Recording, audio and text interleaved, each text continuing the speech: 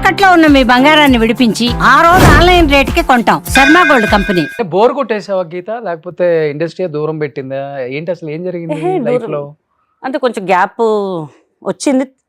So అది వచ్చింది, అందరికి తెలుసు ఆ విషయం. సో దానివల్ల నేనే గ్యాప్ తీసుకున్నాను. సో మళ్ళీ ఈ సాంగ్ తో రీఎంట్రీ అనుకోవాలి ఇంకా. ఓకే. ఎస్. అంటే ఇంతవరకు ఎవరికి చెప్పలేదా ఎందుకు గ్యాప్ తీసుకున్నావు? ఇండస్ట్రీ అయితే ఇవ్వలేదు? లేదు లేదు లేదు, నేనే గ్యాప్ తీసుకున్నాను. ఏంటి, హెల్త్ రీజన్సా లేకపోతే లేదు, పర్సనల్ రీజన్స్ వల్ల గ్యాప్ తీసుకోవాల్సి వచ్చింది. ఇంకేంటి పర్సనల్ రీజన్? మ్యారేజ్ అవ్వలేదు, సోలో లైఫ్, ఒక కాల్ చేస్తే వచ్చేస్తావు షూటింగ్ కి. Yes, but I miss my son. So దానివల్ల కదా, తర్వాత ఎప్పుడో కదా. లేదు లేదు, దానివల్ల గ్యాప్ తీసుకున్నాను నేను. ఓకే. దానివల్ల నేను గ్యాప్ తీసుకున్నాను.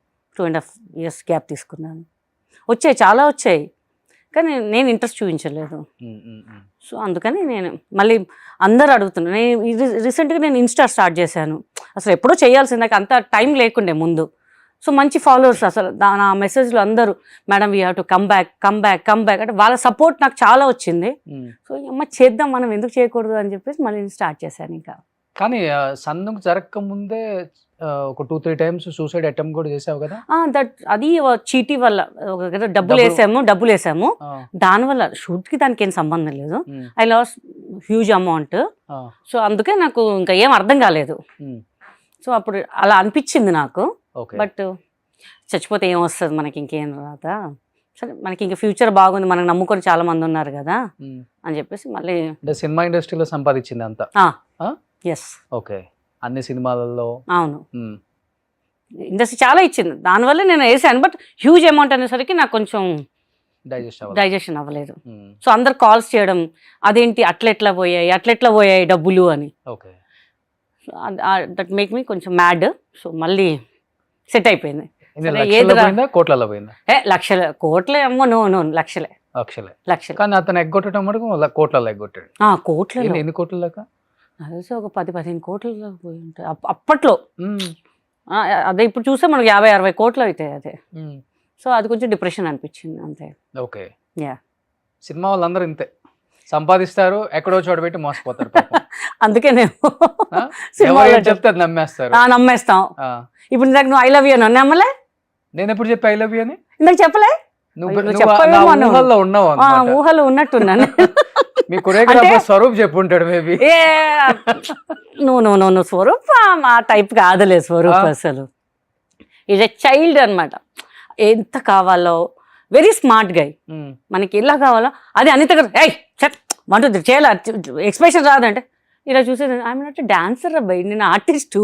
ఈయన చేయి అట్లా కాదు, స్మూత్గా చెప్పాలి, వాళ్ళకి నచ్చిన విధంలో చెప్పాలి అని చెప్పి చాలా స్మూత్గా చెప్పి చేయించుకుంటారు స్వరూప్ గారు. అన్ని దగ్గర అంటే ఫైర్ అనమాట. నాకు ఇట్లా రావాలి నాకు అని మొండి అనమాట. But hats off to her, because 7th month pregnant అయ్యి కూడా తను చాలా బాగా చూసుకున్నారు. చెప్పాలంటే ఫస్ట్ డే అనుకున్నాము, పండగ ముందు అనుకున్నాము, చలో మీరు వచ్చేసేయండి మా ఇంటికి.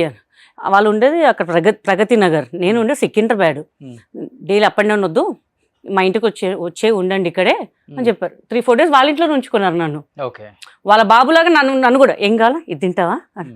పొద్దునేమో నాతో అరాచకం చేపిస్తారా, ఇప్పుడేమో ఏం కావాలో తినమంటావా అని చెప్పి చాలా బాగా చూసుకున్నారు వాళ్ళిద్దరు. అయితే సాంగ్ వల్ల ఒక 5 kgs తగ్గుంటావు. 5 ఏంటి డార్లింగ్, నాకు తెలిసి ఒక 10 kgs తగ్గుంటాను. అసలు ఎక్కడ కాంప్రమైజ్ కాలేదు వీళ్ళు. ఏదో సాంగ్ అంటే ఊరికే కదా, స్టెప్పులు ఇలా సాంగ్ చూసారు మొత్తం మాస్ బిట్ మొత్తం.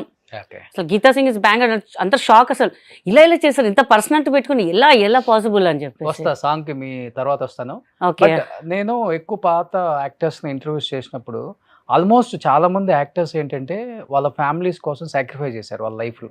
అంటే తండ్రి చనిపోతే మొత్తం ఫ్యామిలీని, లేకపోతే అన్న చనిపోతే వాళ్ళ పిల్లల్ని, చెల్లెలు చనిపోతే వాళ్ళ పిల్లల్ని అలా అడాప్ట్ చేసుకొని వాళ్ళని చదివించుకుంటూ, వాళ్ళు పెళ్లి చేసుకోకుండా, అంటే కొత్తగా ఎవరైనా లైఫ్లోకి వస్తే వీళ్ళు ఎలా అర్థం చేసుకుంటారో, వీళ్ళకి మళ్ళీ ఎడ్యుకేషన్ లేకపోతే పెళ్ళిళ్ళు ప్రాబ్లం అవుతుంది, వాళ్ళ లైఫ్ స్పాయిల్ అవుతుందని ఆల్మోస్ట్ చాలామంది హీరోయిన్స్ సైడ్ అంటే క్యారెక్టర్ ఆర్టిస్టులు కూడా వాళ్ళ జీవితాలంతా సాక్రిఫైస్ చేసేసి వాళ్ళ కోసమే పెట్టారు. నేను చూడలేదు మనం, కానీ నీ జీవితం మాత్రం చూసాం అందరం.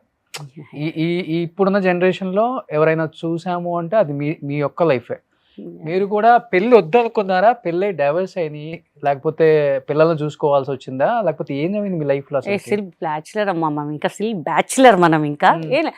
పెద్ద బాబు అన్నయ్యకి పుట్టినప్పుడు నేను అనుకున్నాను అన్నయ్య నాకు ఇచ్చేసేయండి వీడిని అని చెప్పేసాను. ఎందుకు అంటే పెళ్లి వద్దనుకున్నావు అసలుకి? అప్పుడు చాలా బిజీ. సరే ఊరికే పెంచుకుంటాను, ఒకవేళ నా ఫ్యూచర్ నా పెళ్ళైనా వీడిని ఉంచుకుంటాను అని అనుకున్నాను ముందే నేను. సో బిజీ వల్ల ఇంకా లవ్ లేదు ఏం లేదు మనకి, రోజు 2 షూటింగ్లు, full busy busy busy busy life అనమాట. ఇంకా దాని మీద థాట్ పోలేదు ఇంకా నాకు. ఓకే. సో అలా పిల్లలు పెద్దగా అయ్యారు, అట్లా అట్లా ఇంకా బిజీ బిజీగా ఉండి చాలా మంది పెళ్లిళ్ళు చేసుకుని పిల్లలు కూడా కన్నారు. అంటే బిజీగా అంటే లవ్ చేసే బిజీ కదా మనం, ఎవరైనా ఉంటే లవ్ చేయొచ్చు, ఎవరు లేరు కదా, ఎవరు పట్టుకోవడానికి కూడా టైం లేదు నాకు అప్పుడు.